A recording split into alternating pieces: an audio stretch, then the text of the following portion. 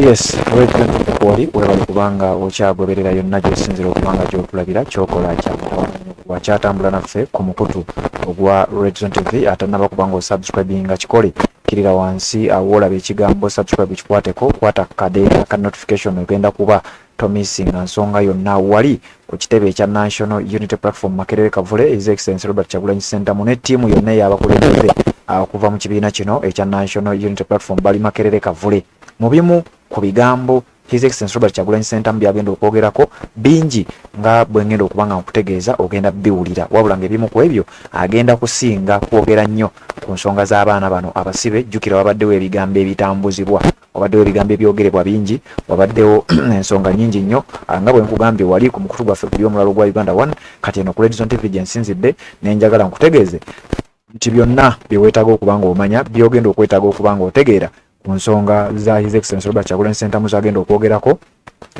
just kwekumira wano ku mukutu ogwa Redzone TV n'omukutu gwaffe guli omulala ogwa Uganda 1 n'emikutu egy'enjawulo gyonna ngikulikomendingako gy'omanyi emikutu egy'enkyukakyuka egikuweereza updates nga bwe zirina okubanga ziba amawulire gonna nga bw'olina okubanga ogafuna noba nga ate ogafunira ddala bulungi nnyo ku mikutu gyaffe gino kakati His Excellency Robert Kyagulanyi Ssentamu abaddewo bulungi nnyo era ebigambo bigenda kuba byogerebwa ogenda biwulira babadde mu moment yakwaniriza bamu ababaka abaliwo abakulembeze ku mitendera egy'enjawulo ndabyeko Honorable Zaake Francis Butebi kuliko Honorable Godfrey Gonzaga Sewungu kuliko n'abakulembeze ku mitendera egy'enjawulo abakansala mayors n'abakulembeze abalala muno nga mwe muli n'abakulembeze ku mitendera omutendero ba ogwa parliament Secretary General David Lewis Rubongo yawali bulungi nnyo n'abakulembeze abalala bonna ng'era bwe nkugambye bw'oyinza okubanga okitegeera bulungi nnyo ogenda kuba obalaba nga babadde babanjula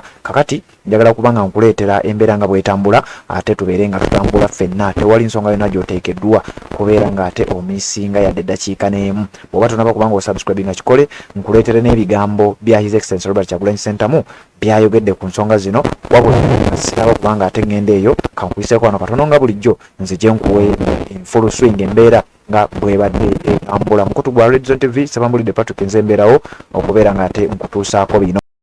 Assalamu alaikum wa rahmatullahi wa barakatuh. Amanya n'eddoboozi Haji Abdul omusomi w'eddua nkola ku nsonga ez'enjawulo emirimu nga gikutataganyeko ebyenfuna byo nga bidobonkanye ne oba oli bweru wa ggwanga emirimu gya kucankalanako jangu kusomere ku ddua okubeda nedda eddua zaabaawo eddua zisomibwa omuntu n'oterezebwa mu mbeera yonna ebadde ekusibyeko akanyaga nina ekyoto kyensobola okukumira wadde oli bweru wa ggwanga nga toli kumpi wano n'ofuna omukisa ogwo nawe n'osomerwako ku ddua nankuteddeko n'akabaani Allah ajja kusaasira ajja kwanukula kuba ku namba yange y'essimu 0752 44 71 56 ne ku WhatsApp kwendi mpereza obubaka sobole okuyamba. Assalamu alaikum wa rahmatullahi wa barakatuh. Link hiyo jimbatereko kwa naye our power. Sarah Cruz has already made a prayer. Stand up for recognition. Honorable Kadije from Masaka. Stand up for recognition. Wagama tuyagala airport pick up. Led by the speaker of the Honorable Council colleagues as we get on. Sagala batera wo namba mugambe mbasabiriza ya nchewala nnyo ate nga tuli bakozi. Mr. President, Deputy President, members of NEC, President, leader of opposition and all the members of parliament here.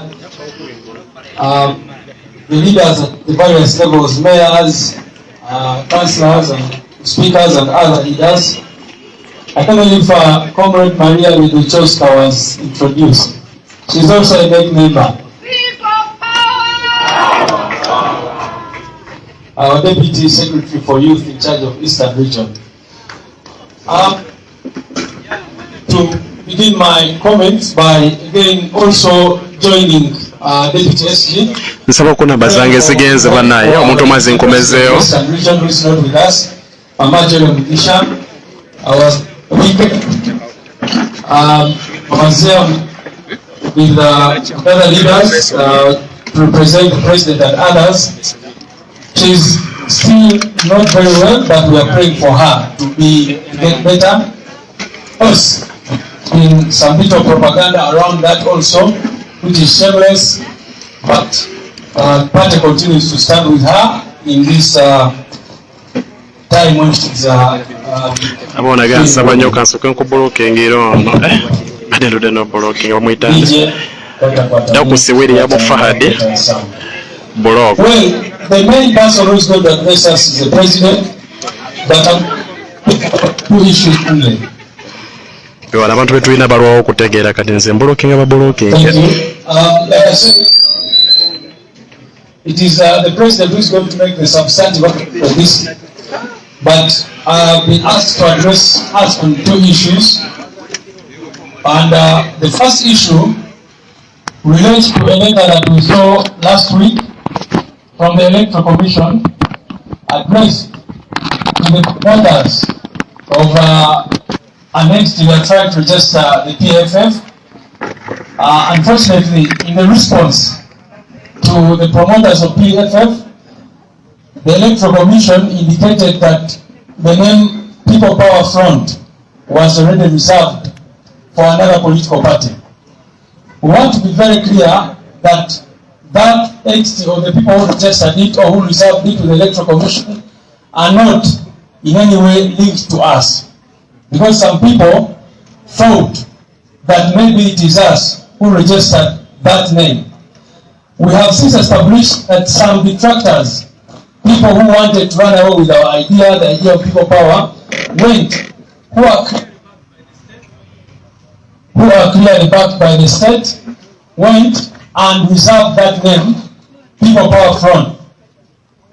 To know how crazy those people are, we've also been told that they even reserved our slogan, People Power, Our Power, as their own slogan. So we wanted to make it clear that that is not us. That is not us. That is an entity that we do not belong to. We have written to the Electoral Commission, first of all, reminding them that when we wanted to reserve that name, People Power, Our Power, they blocked us. You all remember from the start when we wanted to register People Power movement, they claimed, first of all, that they had already registered it. Bam came out and said that they had registered it as an NGO looking after all women. Let's go there ku YouTube. Then they told us that even our slogan, People Power, Our Power, at the time was for another party called, I think, Meritocracy or something. So they blocked us from reserving those the name and the slogan, and now they come out to say that they have already reserved it for other people. That said, recently when we amended our constitution, the constitution of our party, we were our slogan, People Power, Our Power, included in the new constitution as the slogan of the National Unity Platform.